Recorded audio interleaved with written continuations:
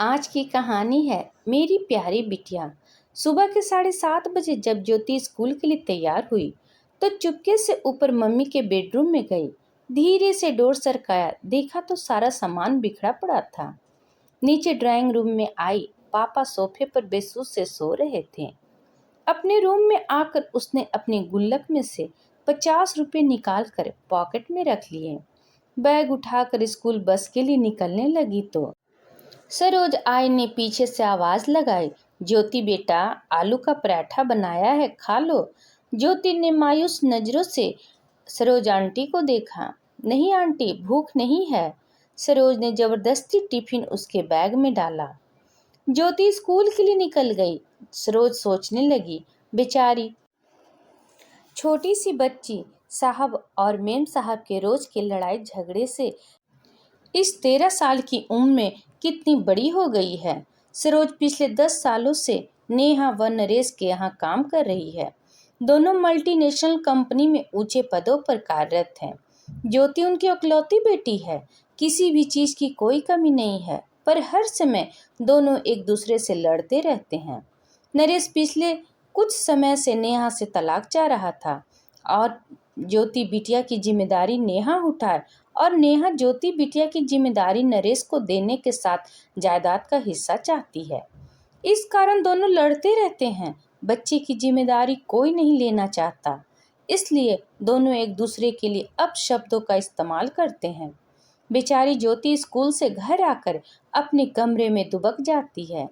केवल सरोज आंटी से ही बात करती है।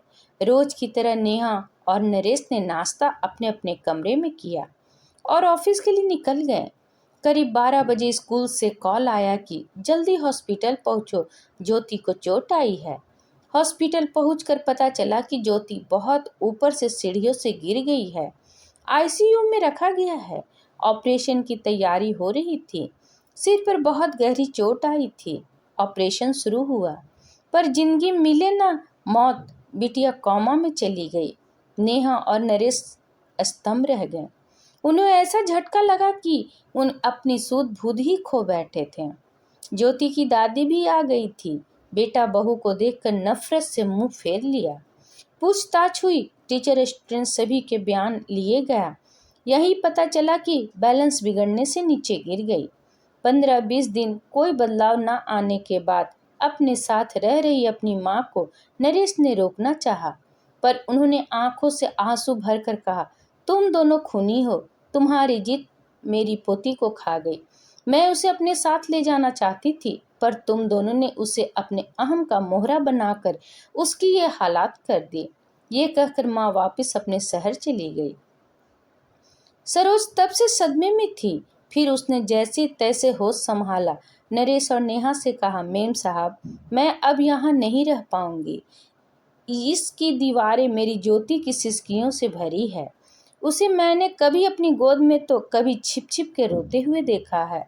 कभी तो मेरा मन किया कि उसे लेकर भाग जाऊं, पर मैं डरपोक थी, ऐसा नहीं कर सकी।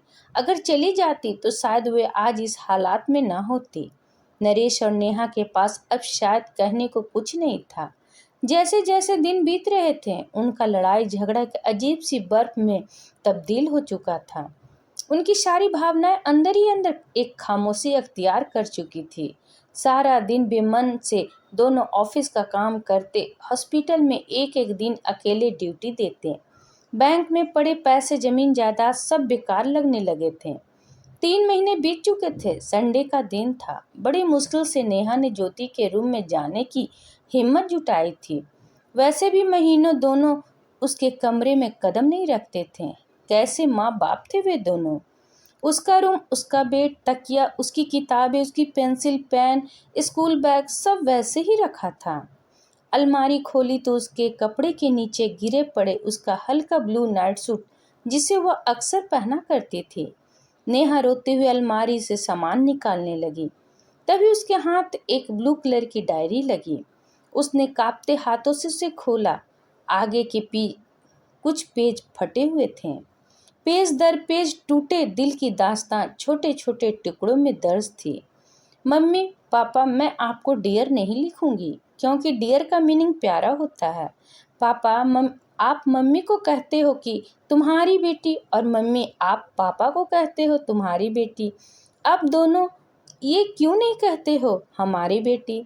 अगले पेज पर था, पता है जब मैं मामा जी के घर जाती हूँ, मामा मामी मुझे बहुत प्यार करते हैं।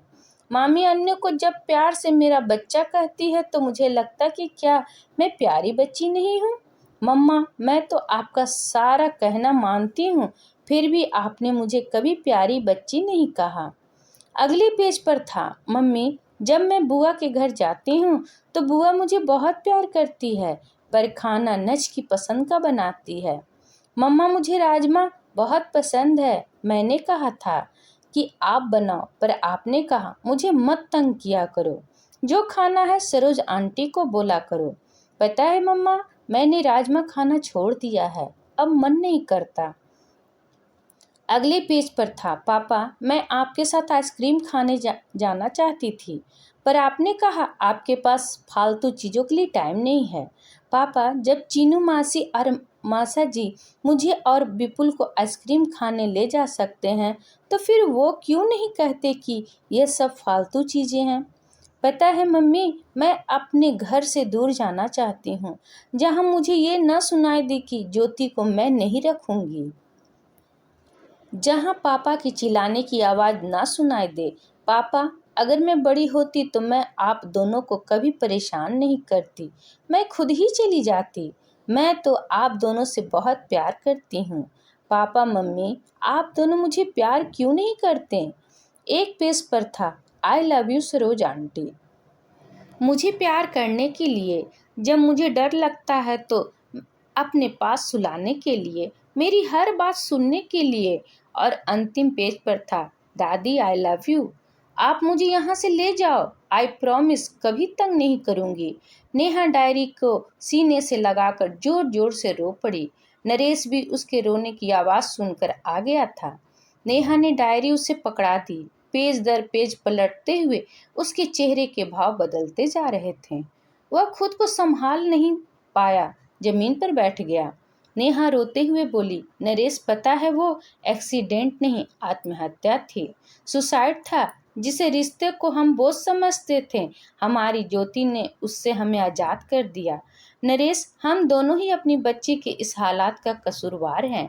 नरेश भी नेहा को गले लगाकर फूट फूट कर रोने लगा।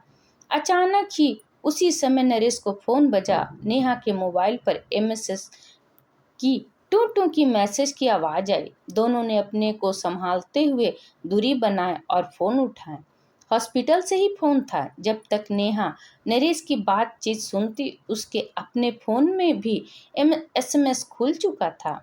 पढ़ते ही नेहा के मुंह से अचानक निकला, मेरी प्यारी बिटिया को होश आ गया। यही सब नरेश के मुंह से भी निकले थे। एक साथ दोनों के स्वर, चेहरे पर खुशी कमरे में गूंज उठी थी। ये कहानी हर उस घर की है जहां माँ बाप बच्चों को सामने लड़ते हैं या घर का टूट कर बिखरते हैं, और उसका सबसे बड़ा खमियाजा बच्चे भरते हैं। अगर आप अच्छी परवरिश नहीं दे सकते तो आपको बच्चे को जन्म देने का कोई अधिकार नहीं। अच्छी परवरिश रुपये पैसे सुख सुविधाओं से नहीं होती। इसका मतलब यह है कि आप बच्चे की ज़रूरत के समय उसके कितने करीब हैं। उसे महंगे खिलौने या सुख सुविधाएं नहीं, बल्कि आपके साथ खेलने कूदने, मस्ती लाड प्यार का समय चाहिए। यह कहानी तो मुझे अंदर से भावुक कर दी कि अगर बच्चे हैं तो प्लीज़ माँ बाप अपने झगड़े को दरकिनारे करके उस बच्चे पर ध्यान दें, क्योंकि आपकी आपसी झगड़े बच्चे को मानसिक और शारीरिक तनाव झेलने पड़ते हैं। इस पर आपकी क्या राय है, कमेंट करके ज़रूर बताइएगा। अगर पसंद आए तो प्लीज़ लाइक एंड सब्सक्राइब करना ना भूलें। इसी तरह और भी कहानी सुनने के लिए कृपया बेल आइकन बटन को दबाना ना भूलें। वीडियो देखने के लिए आपका बहुत बहुत धन्यवाद।